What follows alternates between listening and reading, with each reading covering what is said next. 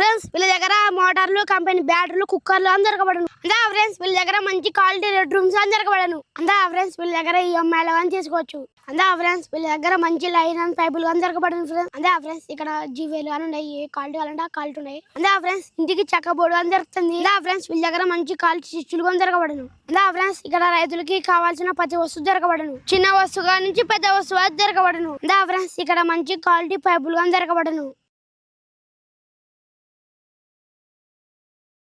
ఇక్కడ table fan గా దొరుకుతాయి అంటే ఫ్రెండ్స్ ఇక్కడ టచ్ వద్దంగా ఉంది